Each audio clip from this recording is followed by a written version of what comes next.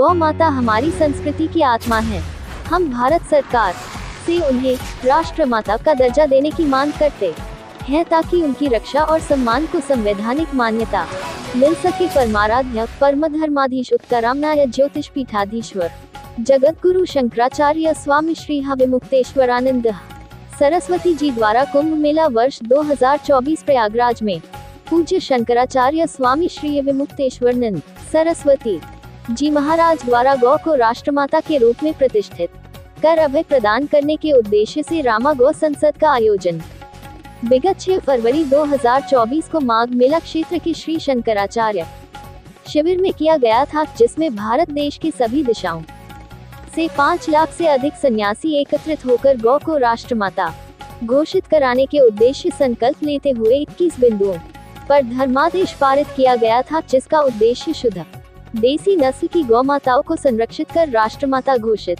करना है। पुनः ज्योतिर्मठ के वर्तमान जगत गुरु शंकराचार्य स्वामी श्री विमुक्तेश्वरानंद सरस्वती जी महाराज ने दिल्ली में विगत दिनांक 2 से 6 अगस्त तक गौ माता को राष्ट्रमाता घोषित करने एवं भारत की पवित्र भूमि से गौहत्या का कलंक मिटाने के उद्देश्य से पंचदिवसीय गौ संसद का आयोजन किया गया, जहां भारत के सभी 543 लोकसभा क्षेत्रों से गौ सांसद मनोनीत किया गया। परमाराध्य परमधर्माधीश उत्तरामनाय ज्योतिष पीठाधीश्वर जगत गुरु शंकराचार्य जी द्वारा प्रयागराज के कुंभ मेला क्षेत्र के सेक्टर नंबर 19 में 364 यज्ञ कुंडों पर 1100 वैदिक ब्राह्मण द्वारा गौ प्रतिष्ठा महायज्ञ का आयोजन किया गया, जिसका उद्देश्य गौ माता को राष्ट्रमाता घोषित कर अभय प्रदान करना था तथा 12 जनवरी 2025 से लेकर 13 फरवरी 2025 तक परम धर्म संसद का आयोजन सेक्टर नंबर 12 में किया गया, जहां गौ माता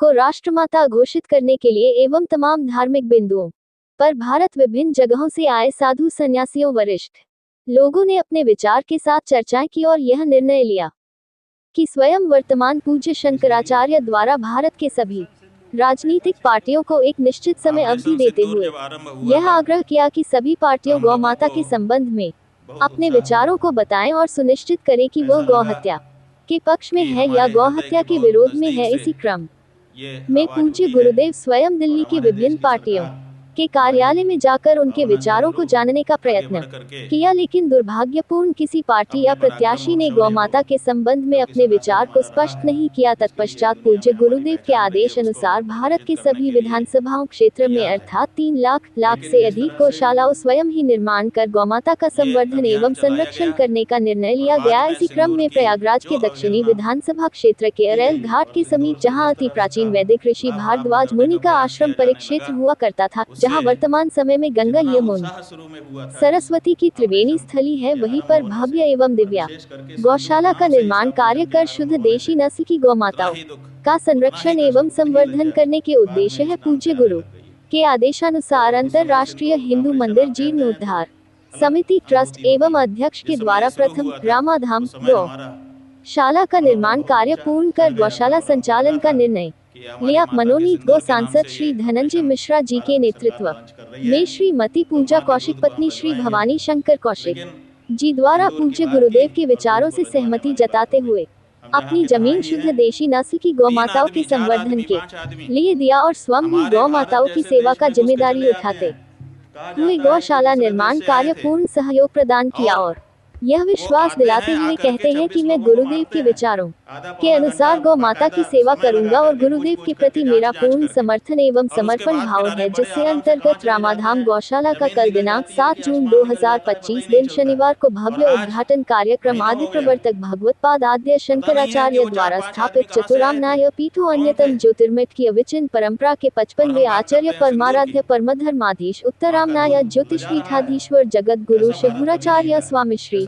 विमुक्तेश्वरानंद सरस्वती 1008 के द्वारा होना सुनिश्चित हुआ है। इस शुभ अवसर को सफल बनाने के लिए श्री धनंजय मिश्रा, अंकित चौरसिया, शिव कुमार, दीपक भारतीय, आशु सिंह, अर्पित तिवारी, संतोष यादव 20, राजवीर मिश्रा, सुमित मिश्रा, गुरु जी, उज्जवल यादव, पम्मी गुप्ता, नवीन राव सर।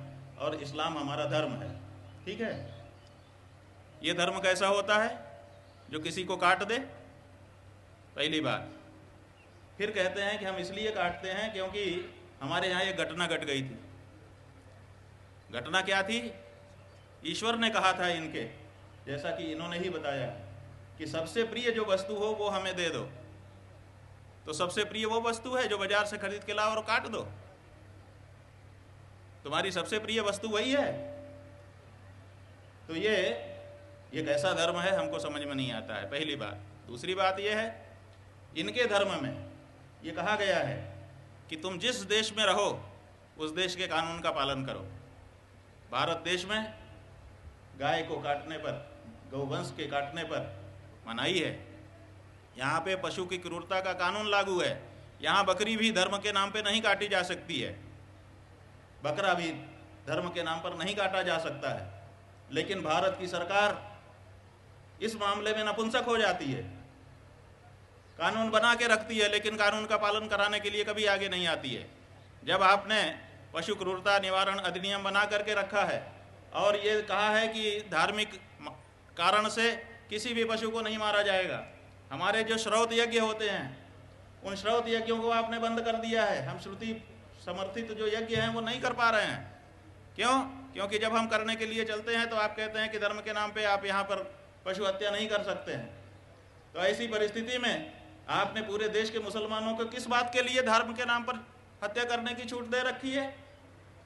ये जो कमजोरी है भारत सरकार की, उसका लाभ उठा करके मुसलमान बकरा भी काट रहे हैं और साथ साथ हमारे दिल को दुखाने के लिए जानबूझ करके हमारी आस्था का केंद्र, हमारी गौ माता और उसके वंश को भी काट रहे हैं।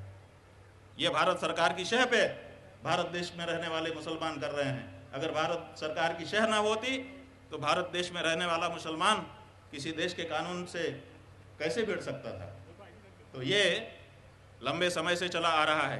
भारत की सरकार इसमें दोषी है, वो कड़ाई नहीं करती है, एक तबके पर कड़ाई करती है। माने कानून पालन करने के लिए भारत में बस हिंदू है, बाकी सबको जो कुछ चाहे वही करने की छूट है। अगर ऐसा है तो भारत के हिंदुओं को सोचना पड़ेगा कि हम क्या करें, इस देश के नेतृत्व के बारे में विचार करें। और यही बात विचार करने के लिए इस समय जो गौ प्रतिष्ठा आंदोलन चल रहा है उसके अंतर्गत अब सनातन धर्मी गौ भक्तों ने ये निश्चय किया है कि जहाँ जहाँ भी जो भी चुनाव होगा उसमें हम गाय के लिए खड़े होंगे और गाय के लिए वोट करेंगे।